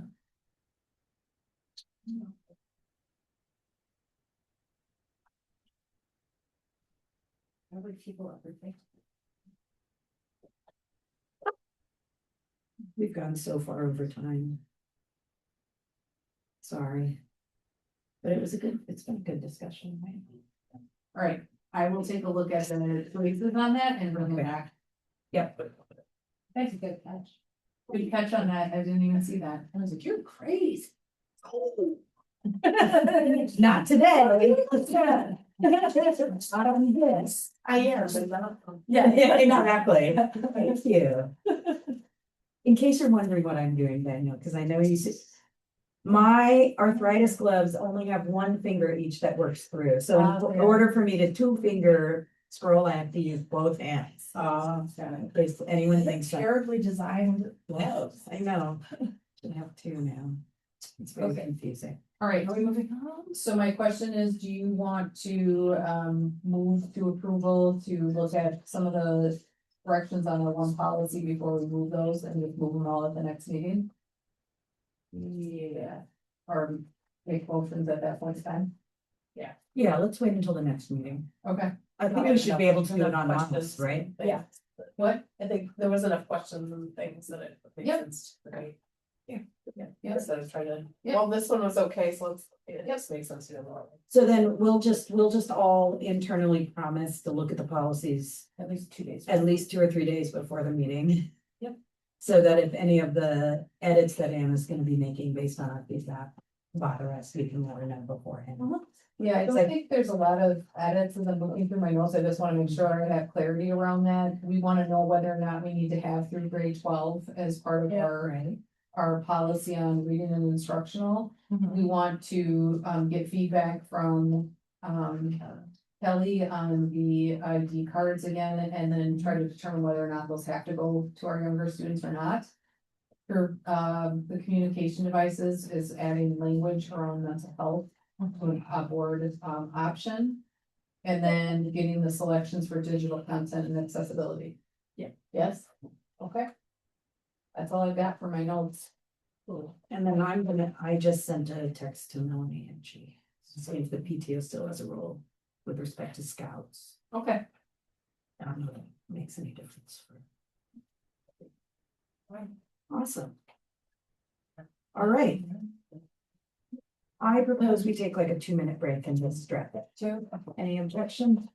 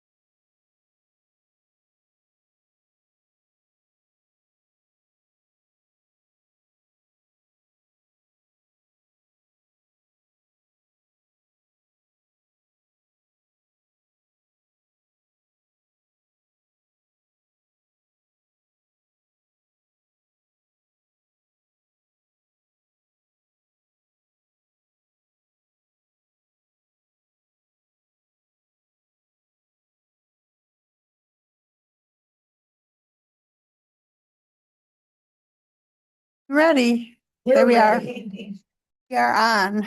All right, we are back in session, moving on to item 6A, a discussion of our operational referendum and talking points.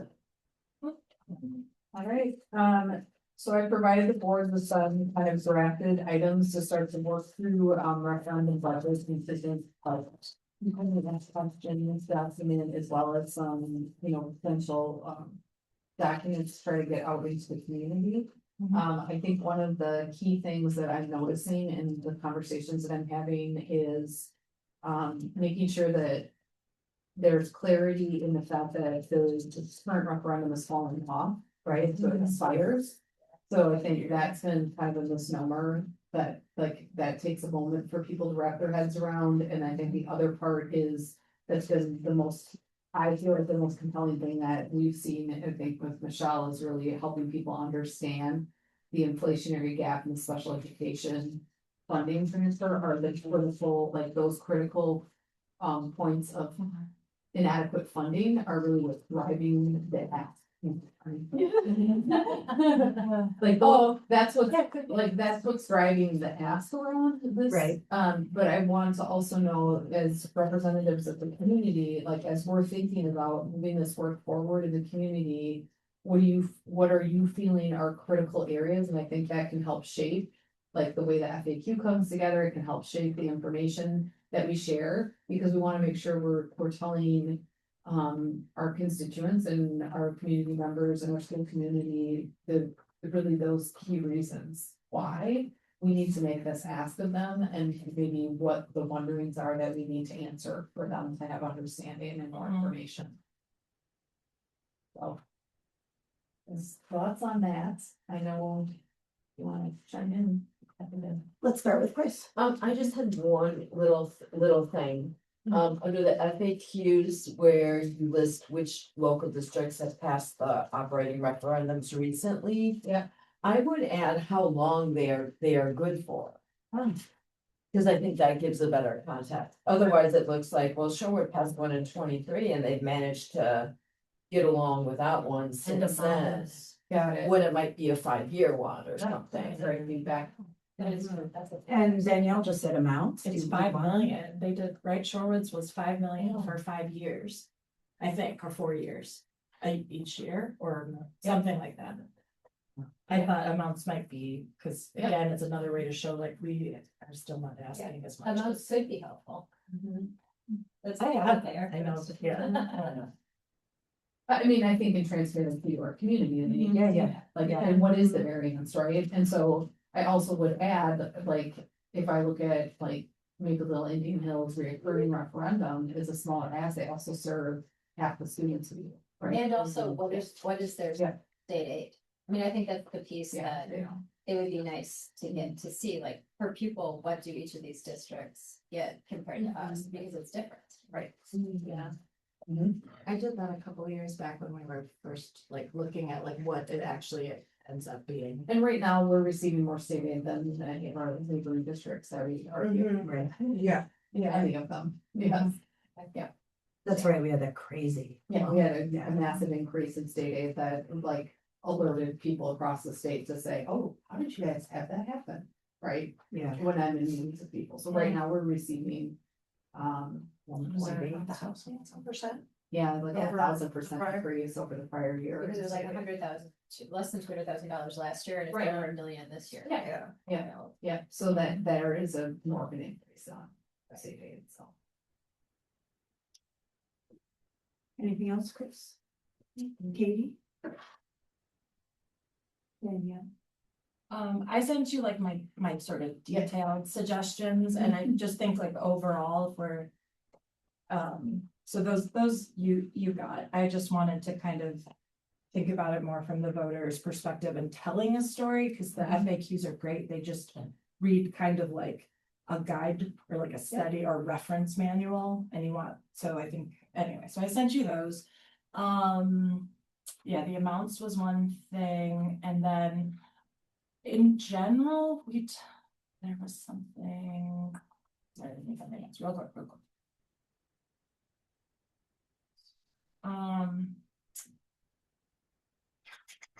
Who's get me and come back to me?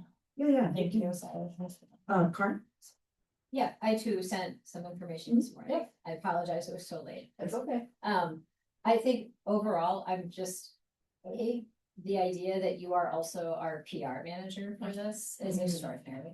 And so I appreciate all the time and effort that went into it. Yeah. I do have a little bit of a concern about the density of the fact, right? Like, I almost wonder if there's a way to make it like a simple point and then say, if you're interested in a deep dive, click here. And to be like, for the people who do, but I think most people are going to want like quick information. Yeah.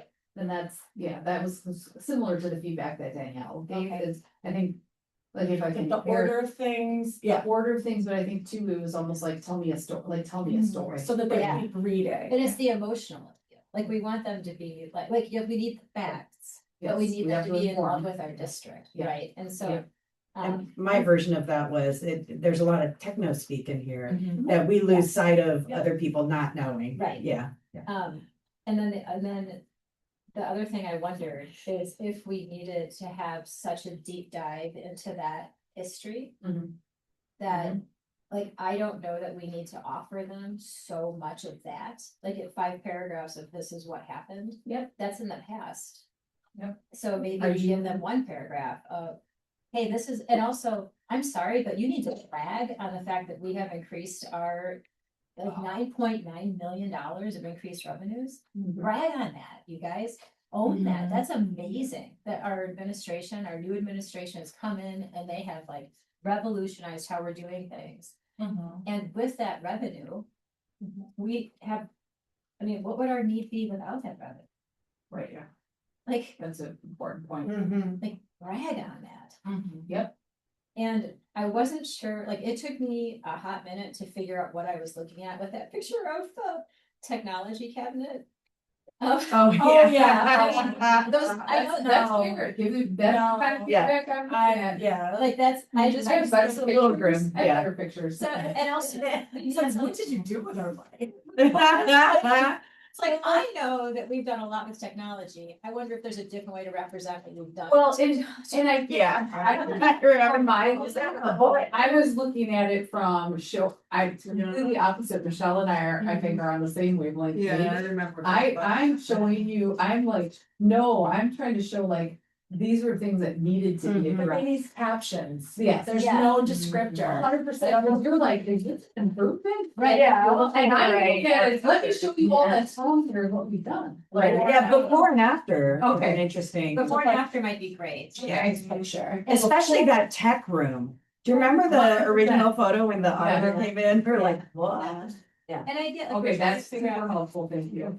how to maximize our, like, how to make, it's like bang for our buck, right? Like what visually is like, oh. Right. But also the flip side of that is, again, bragging on our district, like, yeah, we've got this stuff. We own that. We know that we need to improve our buildings. We know that we need to Right. upgrade. These are important things for you to know. And also, these are amazing things about our district. Right, And this is why we need to keep that going. Mhm. okay, And, Yeah. and I felt like, and remember, this showed up on my doorstep yesterday. And as I said to Anna in my email, my phone was not gonna be sufficient resources to manage reviewing this stuff, so I stopped trying. Mhm. But if I missed some of those like more bragging. Like pictures of some of that awesome stuff that the kids are doing. I liked that flyer with Willie and the little girl on it, that was lovely. Yeah, that was nice. Yeah, but who are they? But, right, And what is the award? right, Right. got it. That was one thing. Yeah. but like, context is great. Mhm. Chris, I saw you having an idea. Yeah, because we need a referendum in part to maintain our class ratios, right? So I wondered about providing some data stories about relationships. Because there was the relationship mapping, and I know there was some good data that came out of that. And like, what percentage of our students have critical people in the school, or Yeah. I can't remember all the data pieces that we have, but I know we have them. Yeah. And to share some information about that, this sort of beyond the numbers, this is why it's important to maintain these ratios. Well, and going back to like the teacher education speak, I read the list of like changes and keeps to Rob, and he's like, I don't know what some of that language even means, like sections and, I mean, he could figure it out, but it's Right. like quick takes. Okay, like bigger class sizes. Yeah. Right. You know, like, Yep. like be definitive about. Super helpful. Yeah. Because people are like, what does that mean, closing a section? I was like, well, that's gonna be at Glen Hills. He goes, are you sure? And I'm like, I'm almost confident she's talking about Glen Hills there, but it didn't say Glen Hills. Right, And like, we'd be losing important learning opportunities. right. And so, Mhm. you know, like. I know that like there's that tipping point of getting overly detailed or right, or like panic. like, especially given what's happening with with the other school opening up soon. Like, we don't want people to leave the district in terror that we can't do this, but being specific, like, we want our small class sizes, which I know our parents think they aren't small enough, but like, trust me. Well, yeah. Like, but being like, just like parents speak, and maybe that's it, putting it in front of a couple parents and being like, do you know what I'm telling you here? Because we're all, we know what we're looking at, right? Yeah, I know that what would seem to me very quickly is if I knew if I had a rough sense of what percentage of our budget we would have to cut. Yes. Like, we're gonna have to make a 5 million a year, that's like 25% of our budget, right? So, but that's the point. We're gonna have to cut our budget by 25%. Well, finding that tipping point. I know, but it's a clean, simple number. Right? yeah, and I think like as I'm listening, I think from a fiscal standpoint, like what I hear is basically. Like, I feel like there's the human side of the fact that we know that having strong relationships and smaller class sizes make a difference. We know that we are seeing gains in achievement with the supports that we have to build up teachers in a And get declining that, market. right on Right. that somewhere too. Right. Reynolds report card. Right, and that we are starting to see growth in our achievement. And that is due to the fact that we have been able to meet these needs. Right. Without a referendum, this is what would take place, right? And we would have to move those pieces away, and then I think really thinking about, the referendum would assure, and I think this is like that tricky line of not swaying, right? Yeah. And so I just wanna make sure that we're walking, those things out, but it seems like the clear components would be sort of a human touch, the percentage of the budget that will go, like looking at those numbers, looking at where the gap in funding exists, right? Yeah. And then I know that there was a lot of conversation that you brought up in a prior meeting about people wanting to know more about what is going on with our buildings. And I know that was an issue that came up in River Hills too, is, you don't have enough capital to take care of your investment right now in terms of your buildings, and what are you going to do about that? And I think I had also, I don't know how clear it was, but that was another area where I felt like it could probably be condensed and simplified, and also brought forward, like, I think your statement was very clear if you've been following the conversation, like, it might be Good Hope School. It might be other properties, right? But like, what we want is to keep the properties that make the most sense for the district to keep. I think we need to say it that way, like, what are the capital investments that it makes the most sense for our district to have? And then, or some, because yes, people are thinking Good Hope, because that's the one we're not currently using. The fact of the matter is, it's entirely possible it's a different redesign completely, and all of that becomes like,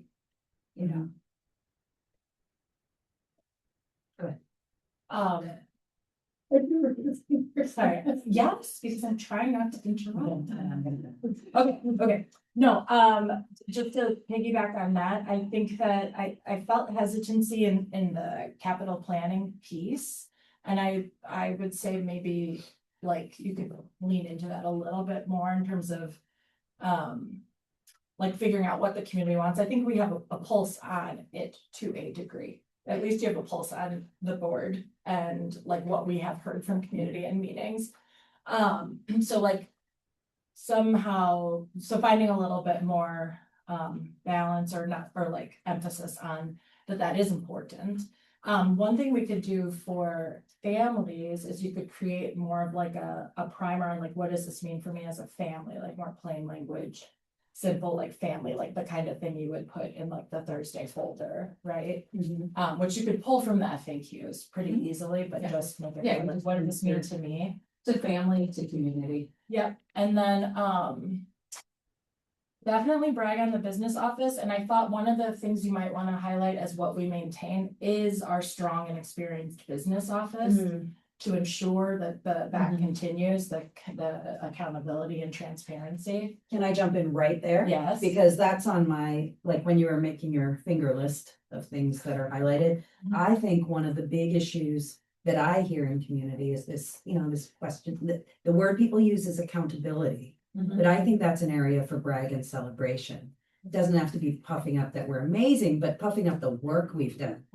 The way we've built a strong business office and created this model of accountability through KPIs, through transparency, which you touch on, but I think I would frame it as, if I was a taxpayer who's, especially one who's not connected to the schools, I'd be asking, how do I know what you're doing with my money? We have answers. So if we're out in community, we have the answer. This is how you know what you're doing. We now have strong monthly reports. We've got KPIs, we've got performance indicators we're tracking. We have our superintendent's evaluation and performance and, tied to that. Our performance is tied to that. I mean, we're all working in lockstep to find the way that the money, to put it in the most venal terms, the money is building success.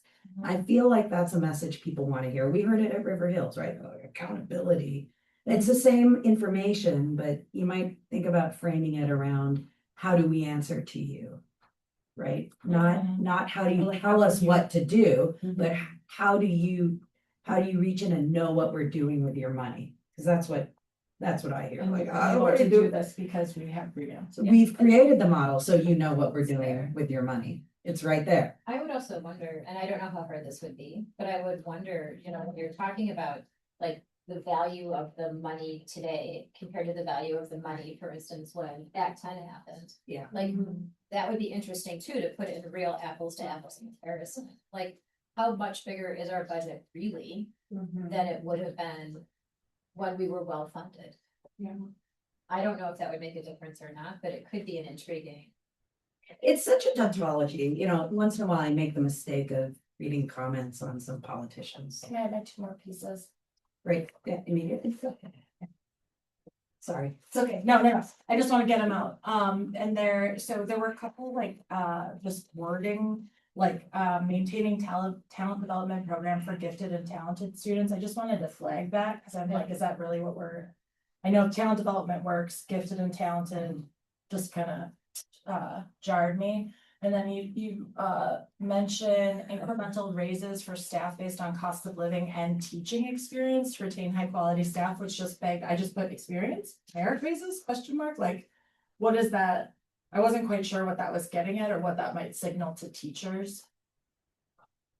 It's just in one of the things, so that was just, yeah. It was in, I think, or like one of there were, I can't access it right. I have like maintain competitive compensation for staff under one of them. Oh, did they Right, change? right. Not the was it not the FAQs? Was it a different? What's in the FAQs? Or was it one of the sheets for community?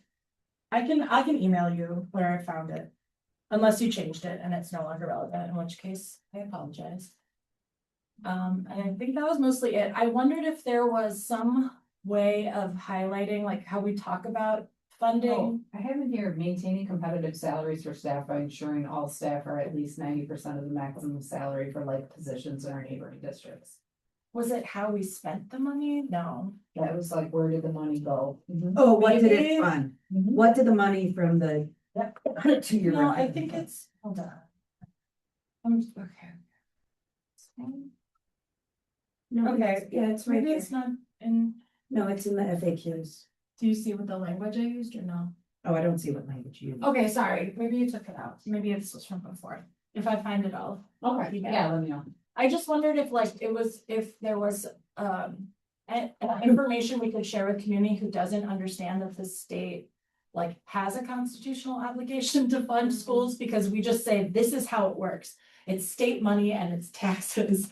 And I didn't know if like I don't know if that makes sense or not, but if there's some reference to like, they don't do it because they want to, it's like, they actually are supposed to, and they're not doing their job in that way. That's all I got, thank you, sorry.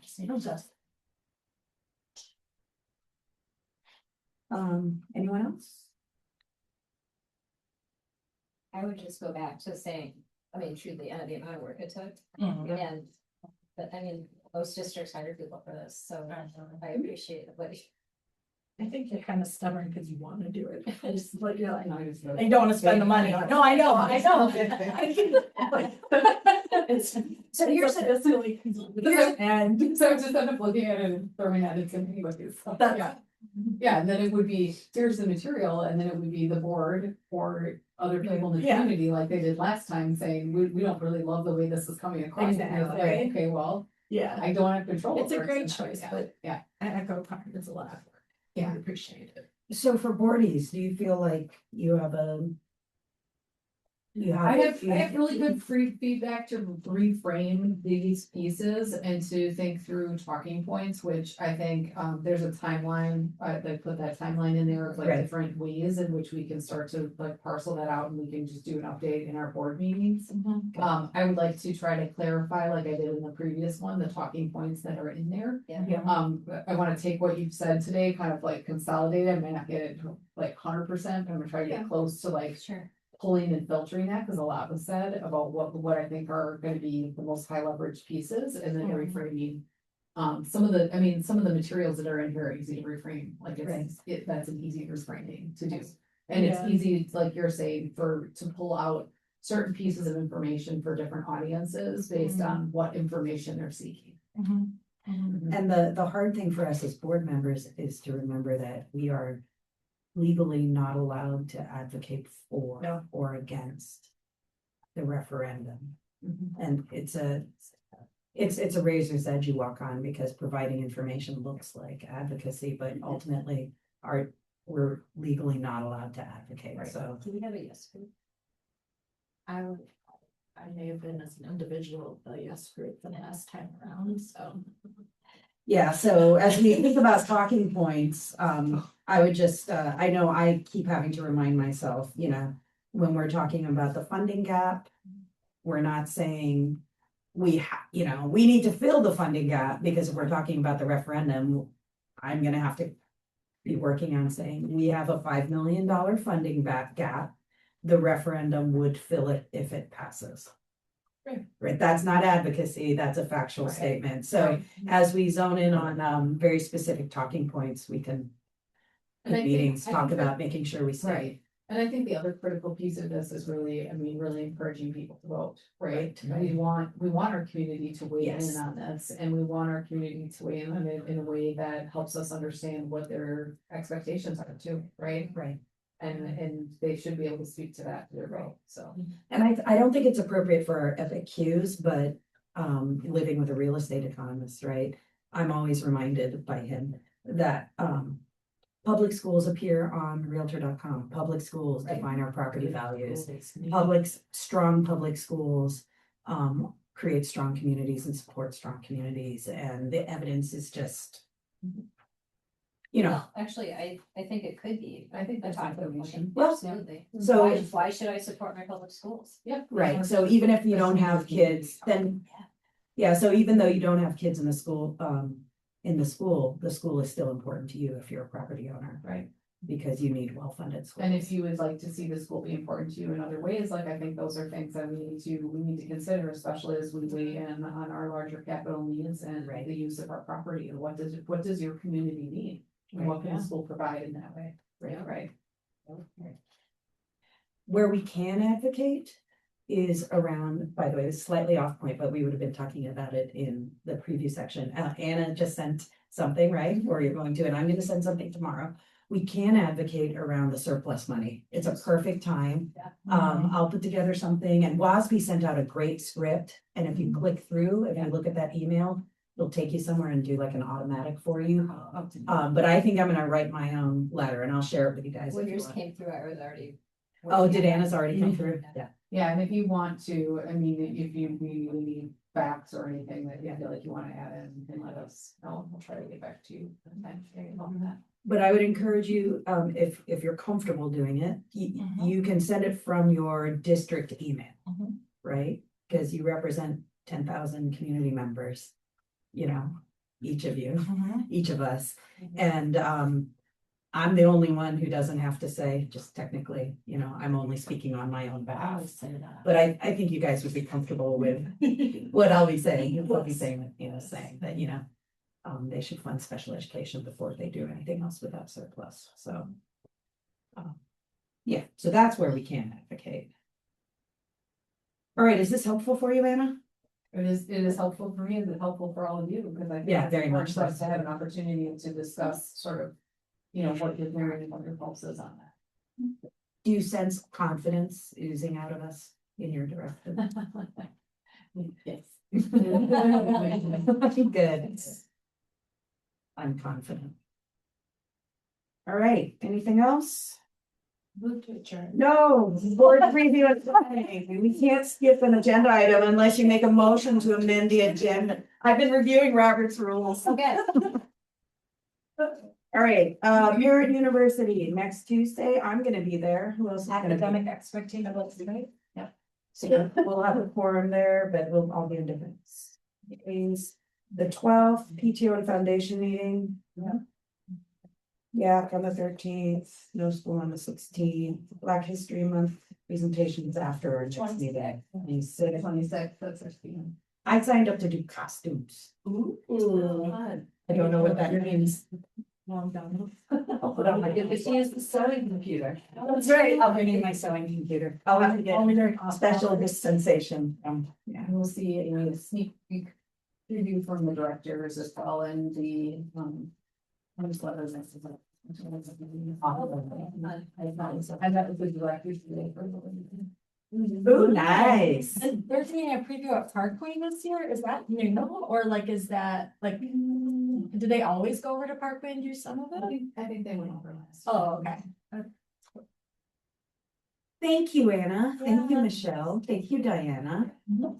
We're only 5 minutes up. And thank you, audience. Yes. Thank you. Thank you, custodians. One last motion, if anyone would like to make it. Move to adjourn. Second.